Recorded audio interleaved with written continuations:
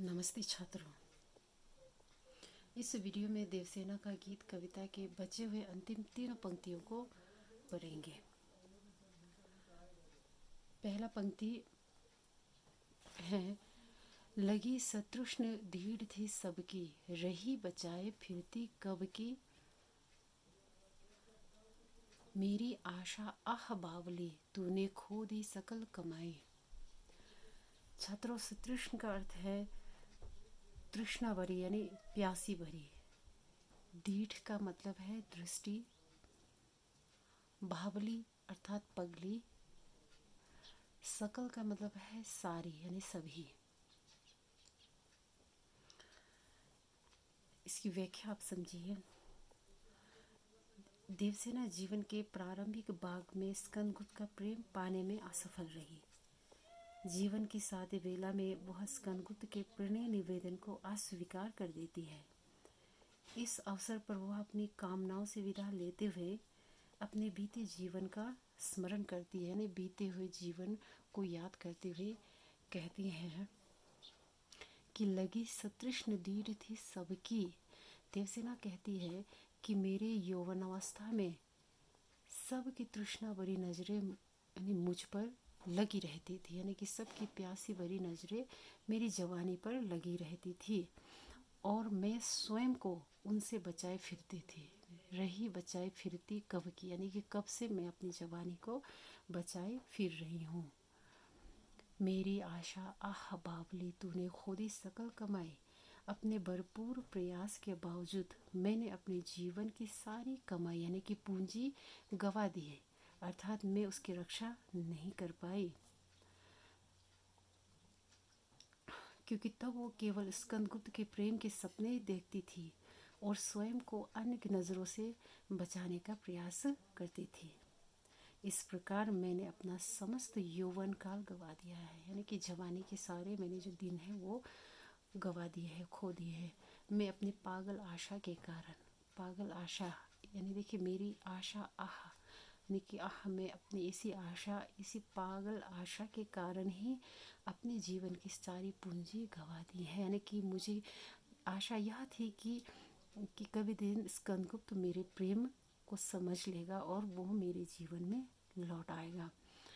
तो इसी आशा के चलते वो पूरी जीवन अपनी जवानी को बचाए फिर रही थी, यानी लोगों की नज़रों से वो अपने आप को बचाए फिरती रही, लेकिन अंतिम समय तक स्कंदगुप्त उनके जीवन में लौट कर नहीं आते हैं। इस प्रकार वो सारी अपनी जो जीवन है यानी कि जवानी की जो यौवन काल है उसे वो उनके इंतज़ार में गवा देती हैं। तूने खोदी सकल कमाई यानी कि सारी जो कमाई है वो उसे बचा नहीं पाई है। मुझे प्रेम के बदले प्रेम और सुख प्राप्त ना हो सका। अगली पंक्ति, चढ़कर मेरे जीवन रथ पर प्रलय चल रहा अपने पथ पर, मैंने निज दुर्बल पद बल पर उससे हारी होर लगाई। जीवन रथ का अर्थ है जीवन रूपी रथ, यानी यहाँ रूपक अलंकार का प्रयोग हुआ है। प्रलय का मतलब है तूफान यानी विनाश। पथ का मतलब है रास्ता। निज यानी कि स्वयं अपना। दुर्बल यानी कि कमजोर। पद बल का मतलब है पैरों की ताकत। हारी होर, हारी यानी कि हार, होर मतलब सामना करना। थाती का अर्थ है उत्तराधिकार। यानी यहाँ विश्व, विश्व का मतलब है संसार।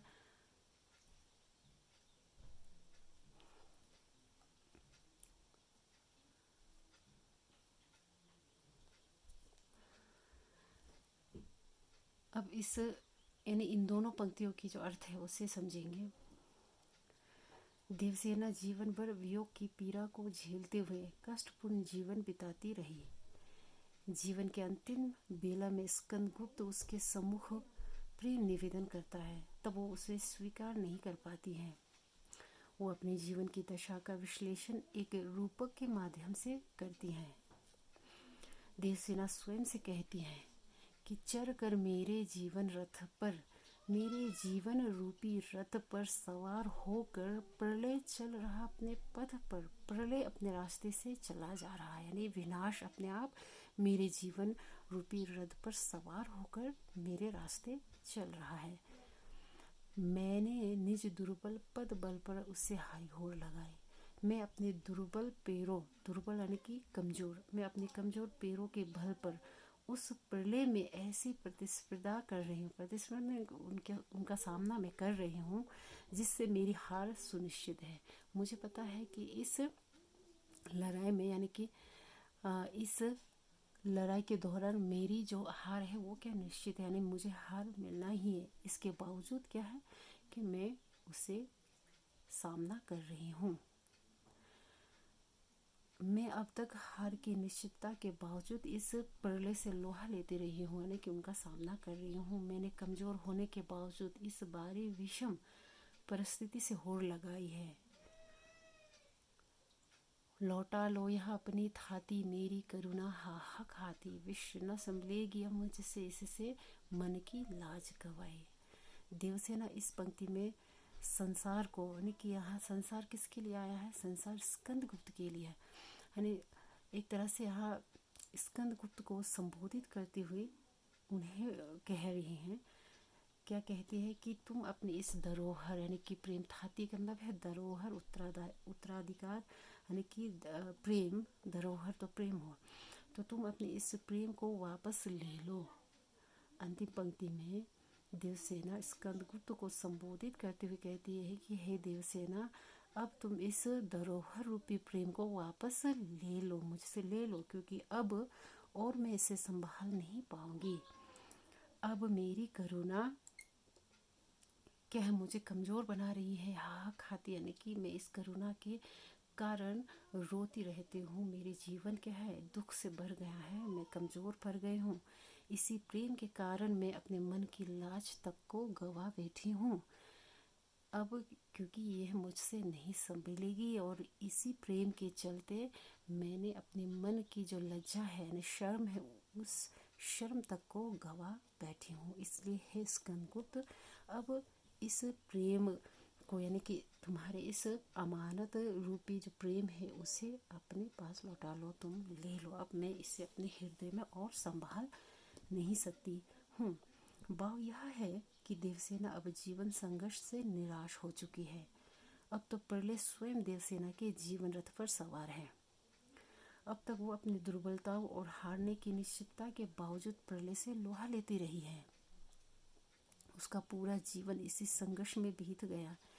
जीवन के अंतिम काल में अब वो इस वेदना का और देर तक संभाले रखने में असमर्थ है। इसलिए वो चाहती है कि इस प्रेम को अब वापस कौन ले ले, वापस स्कंदगुप्त अपने पास ले ले, यानी उसे वो लौटाना चाहती है अब, और उससे संभला नहीं जाएगा। छात्रों, इस पूरी कविता की विशेष को एक नज़र हम दोहराते हैं। जैसे पहले पंक्ति से ही आप देखिए,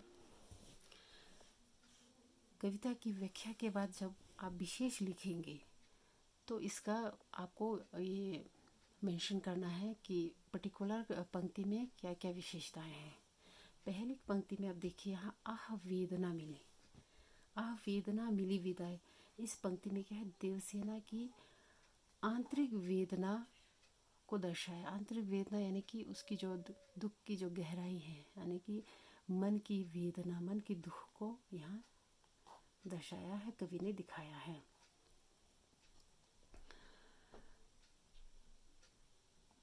फिर आगे देखिए, यहाँ आंसू से गिरते में उपमा अलंकार है।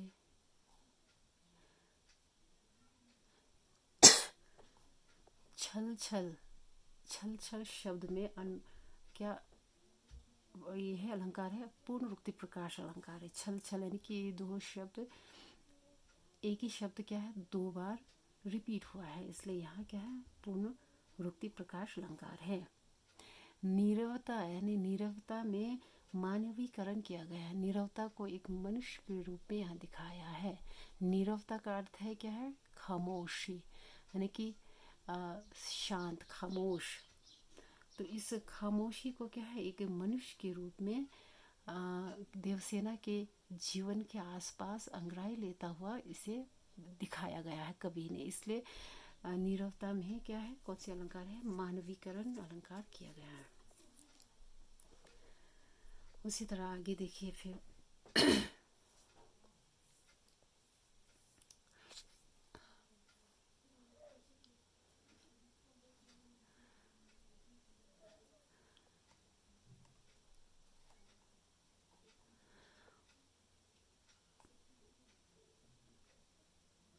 अच्छा, बाकी के इन दोनों पंक्तियों में शमित स्वप्न की मधुमाया और लगी से तृष्ण दृढ़ थी, इन दोनों पंक्तियों में देवसेना की वेदना और अंतर्द्वंद को दर्शाया है कवि ने।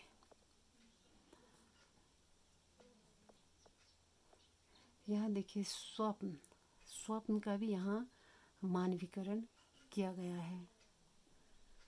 शमित स्वप्न, इसमें अनुप्रास अलंकार है।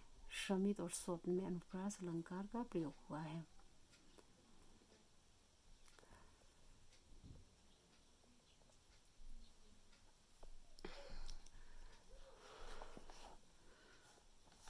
उसके बाद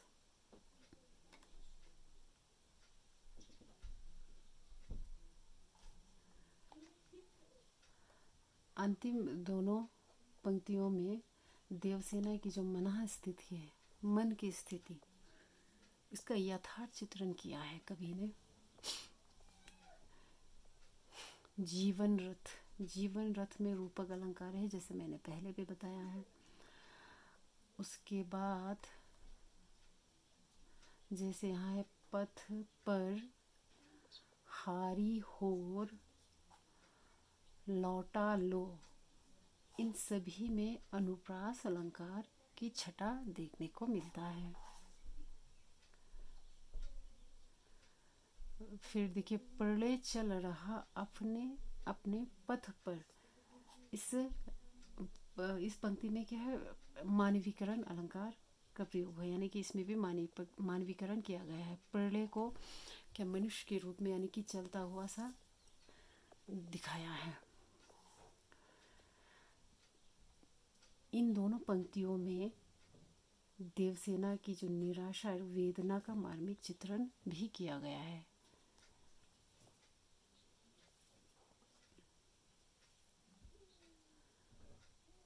निराशा और वेदना, यानी कि एक तरह से उनका पूरा जीवन तो दुख से भरा है ही, साथ ही साथ वो निराश, यानी कि इन दोनों पंक्तियों में दिखाते हैं कि अंतिम पंक्ति में आपने देखा है कि उन अब निराश हो चुकी है अपने जीवन से, इसलिए अपनी क्या थाती को, यानी कि जो धरोहर है, प्रेम रूपी धरोहर को वो वापस स्कंदगुप्त को लौटा देना चाहती है, क्योंकि वो अपने जीवन से अब निराश हो चुकी है। इस पंक्ति में उन्होंने अपनी निराशा को अभिव्यक्त किया है।